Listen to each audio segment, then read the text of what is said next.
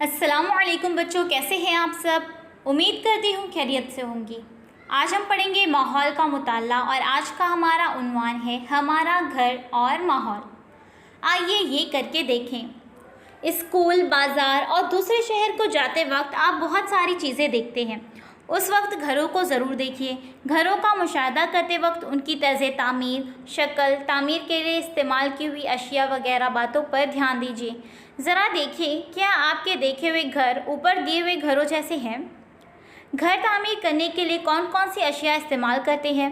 आपके देखे हुए कोई दो घरों में पाया जाने वाला फ़र्क लिखिए। घरों की वजह से किन किन चीज़ों से हमारी हिफाजत होती है? अलिफ, बे, जीम। घरों में क्या फ़र्क है? कौन सा घर ज़्यादा महफूज है? दर्जमाला घरों में से कौन से घर शहरों में ज़्यादा नज़र आते हैं? कौन से घर देही इलाकों में ज़्यादा नज़र आते हैं? आपके माहौल और आबो हवा का लिहाज करते हुए मुनासिब घर के करीब के चौकोन में सही का निशान लगाइए। आपको यहाँ पर क्या बोल रहे हैं कि स्कूल या बाज़ार या फिर दूसरे शहर जाते वक्त आप बहुत सारी चीज़ें देखते हैं, रास्ते में जो आपके सामने आती है आप बहुत सारी चीज़ों को देखते हैं। तो उस वक्त आपको घरों को ज़रूर देखना है। क्या करना है? घरों का मुशाहिदा करना है कि उनकी तर्ज़ तामीर, शक्ल और तामीर के लिए इस्तेमाल की हुई चीज़ें कौन सी हैं। इन सब बातों पर आपको ध्यान देना है और आपको ये देखना है कि आपके यहाँ पर जो तस्वीरें दी गई हैं, जो आपने घर देखे हैं, क्या वो ऐसे ही है? घर तामीर करने के लिए कौन कौन सी अशिया इस्तेमाल करते हैं और आप जो घर देखे हैं उन दो घरों में पाया जाने वाला फ़र्क लिखना है। और फिर घरों की वजह से किन किन चीज़ों से हमारी हिफाजत होती है वो आपको बताना है। और यहाँ पर जो तस्वीर है अलिफ, बे, जीम, यहाँ पर 3 घरों की तस्वीर है अलिफ, बे, जीम।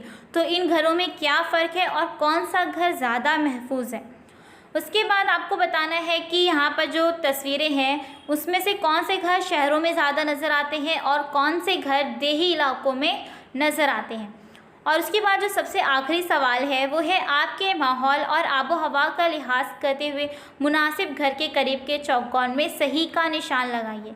यानी कि आपका जो माहौल है, वहाँ पर जो आबो हवा है, उसका लिहाज करते हुए कौन सा घर जो है वो आपके लिए फ़ायदेमंद है, यानी कि आपको महफूज रखेगा। कौन सा घर है जो वो आपकी हिफाजत करेगा। उस घर के करीब के चौकोन में सही का निशान लगाइए। लेकिन आपको आपके माहौल को देखना है, उसके मुताबिक कौन सा घर हिफाजत करने वाला है, कौन सा घर ज़्यादा महफूज है, उसके घर के करीब के चौकोन में सही का निशान लगाना है, आपके माहौल के मुताबिक जो घर है। उसके बाद तस्वीरों में हमने घरों की मुख्तलिफ़ किस्में देखी। नीचे दिए हुए उमूर ये घरों का ज़्यादातर इस्तेमाल होता है रहने के लिए, आराम के लिए, सर्दी, धूप, हवा, बारिश से हिफाजत के लिए, जंगली दरिंदों से हिफाजत के लिए, गैर समाजी अनासिर से हिफाजत के लिए। इन सब उमूर के लिए घरों का ज़्यादातर इस्तेमाल होता है। उसके बाद है बच्चों सफ़ा नंबर 52 पर दर्जबाला शक्ल में भारत का नक्शा और अलग अलग हिस्सों में कदीम ज़माने से इस्तेमाल होने वाले घरों की किस्में दी हुई हैं। घरों की तर्ज़ तामीर में इलाके के एतबार से होने वाली तब्दीली को ज़हन नशीन कीजिए। नंबर 1 ज़्यादा बारिश के इलाके, नंबर 2 औसत बारिश के इलाके, नंबर 3 कम बारिश के इलाके, नंबर 4 रेगिस्तानी इलाके, नंबर 5 दलदली इलाके, नंबर 6 पहाड़ी इलाके और नंबर 7 मैदानी इलाके। अब इस नक्शे में भारत का नक्शा दिया गया है और इसमें अलग अलग हिस्सों में पुराने ज़माने से इस्तेमाल होने वाले घरों की किस्में दी हुई हैं। तो यहाँ पर इलाके के एतबार से जो तब्दीली हो रही है घर के तर्ज़ तामीर में, यानी कि घर की जो तामीर होती है तो वो इलाके के एतबार से यहाँ पर जो तब्दीली हो रही है वो बताया जा रहा है कि ज़्यादा बारिश के इलाके में किस तरह के घर बनाए जाते हैं, औसत बारिश के इलाके में किस तरह के घर होते हैं, कम बारिश के इलाके में, रेगिस्तानी इलाके में, दलदली इलाके में, पहाड़ी इलाके में और मैदानी इलाके में। तो इस तस्वीर के ज़रिए आपको, इस नक्शे के ज़रिए आपको बताया जा रहा है कि इलाके के एतबार से होने वाली तब्दीली कि ज़्यादा बारिश के इलाके में किस तरह के घर जो है वो तामीर किए जाते हैं, रेगिस्तानी इलाके में किस तरह के घर तामीर किए जाते हैं। तो ये आपको इस नक्शे के ज़रिए मालूम पड़ेगा। नक्शा और घरों की तस्वीरें देखिए और उनकी मदद से ज़ैल की जिदौल मुकम्मल कीजिए। नंबर शुमार, इलाका, किस्म, शक्ल, तर्ज़ तामीर, इस्तेमाल की गई अशिया, छत, दीवार। तो यहाँ पर नंबर शुमार में है 1 मैदानी इलाका। तो आपको इस नक्शे के ज़रिए घरों की तस्वीर देखने के बाद इस जिदौल को मुकम्मल करना है कि कौन सा इलाका है, वहाँ पर किस किस्म के घर हैं और उनकी शक्ल क्या है, और इस्तेमाल की गई अशिया, छत किससे बनी हुई है, दीवार किससे बनी हुई है। तो आप इस नक्शे को देखेंगे और इस जदौल को मुकम्मल करेंगे। दूसरा सवाल है, घरों की तर्ज़ तामीर में इलाके के लिहाज से होने वाली तब्दीलियों के असबाब तलाश कीजिए और दर्ज कीजिए। क्या करना है, यहाँ पर जो इलाके के एतबार से जो तब्दीली हो रही है घरों की तर्ज़ तामीर में, उसके असबाब तलाश करना है, सबब तलाश करना है कि ऐसा क्यों है, ऐसी तब्दीली क्यों आ रही है, ये आपको तलाश करना है और दर्ज करना है, यानी कि आपको लिखना है। मज़कूरा इलाकों की आबो हवा और दस्तयाब कुदरती वसाइल और सामान को इस्तेमाल करके लोगों ने घरों की तामीर की है। घरों की किस्मों, उनकी तर्ज़ तामीर और उन्हें तामीर करने में इस्तेमाल किए हुए वसाइल में तनव्वु नज़र आता है, फ़र्क नज़र आता है। उसी बिना पर हमें घरों की अलग अलग किस्में नज़र आती हैं। हर एक को हवा, ग़िज़ा, पानी, लिबास और मकान की ज़रूरत होती है, लेकिन ऐसा नहीं है कि सबकी ये ज़रूरतें पूरी होती हों। इसीलिए दर्ज झैल उमूर रोनुमा होते हैं। हमारे इर्द गिर्द कई लोग नज़र आते हैं जिनके पास रहने के लिए घर नहीं होता। ऐसे लोग सड़क के किनारे, खाली ज़मीन पर, फुटपाथों पर, पुल के नीचे, टूटी फूटी इमारतों में, रेलवे स्टेशन या बस स्टॉप जैसे कई मुकामात पर बसेरा करते हैं।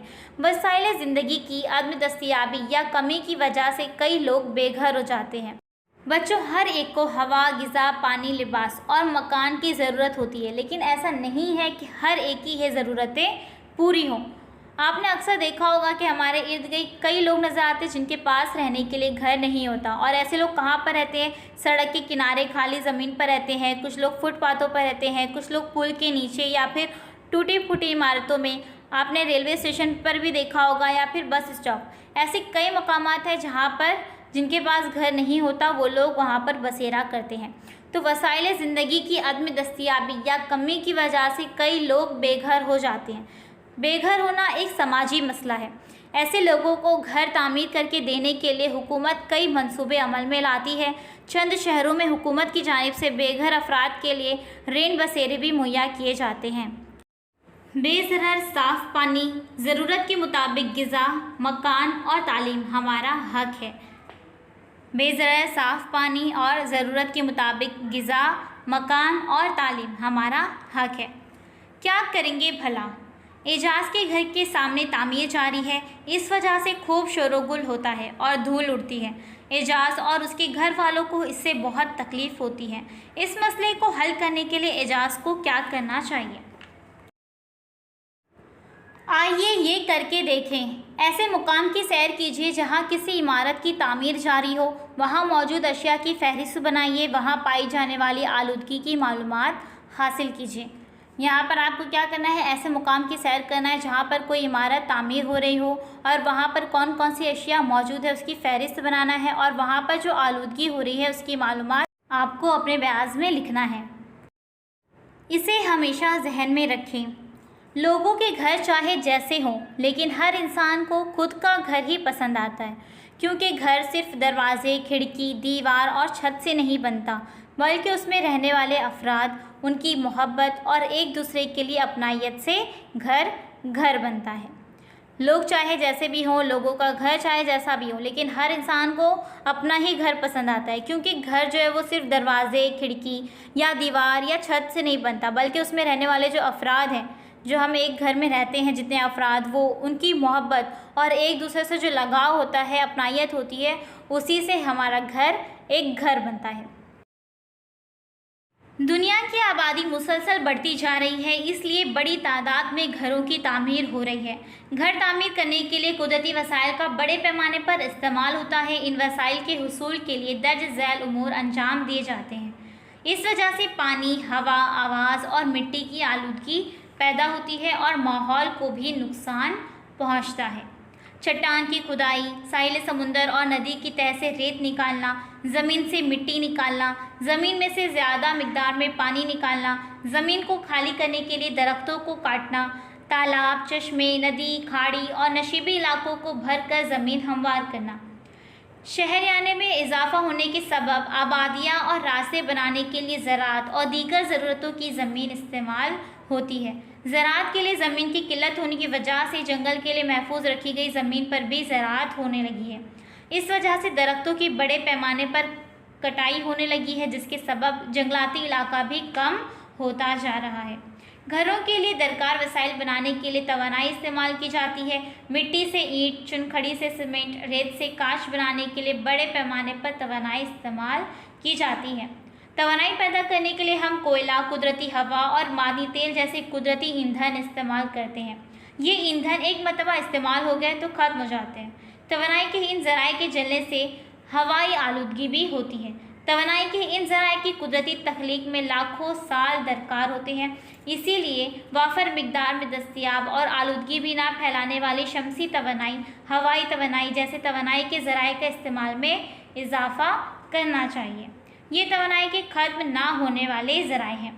तमाम जानदारों को बसेरे की ज़रूरत होती है। इंसान की तरह ही दीगर चंद जानदार भी माहौल में मौजूद मुख्तलिफ़ वसाइल इस्तेमाल करके बसेरे तैयार करते हैं। उनके ये बसेरे माहौल दोस्त और वक्ती होते हैं। पिछली जमात में हम ये पढ़ चुके हैं। ऐसे ही माहौल दोस्त लेकिन मुस्तकिल घर हमें भी बनाना आना चाहिए। आइए दिमाग पर जोर दें।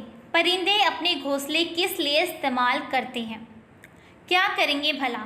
माहौल को नुकसान पहुंचाए बगैर घर तामीर करने के लिए हम क्या क्या कर सकते हैं? आपके जहन में आने वाले निकात पर जमात में बातचीत कीजिए। उम्मीद करती हूँ कि आपको अच्छी तरह से ये सबक समझ में आ गया होगा। तो बच्चों, फिर मिलते हैं एक नए वीडियो के साथ। अल्लाह हाफिज़। Please subscribe the channel and press the bell icon.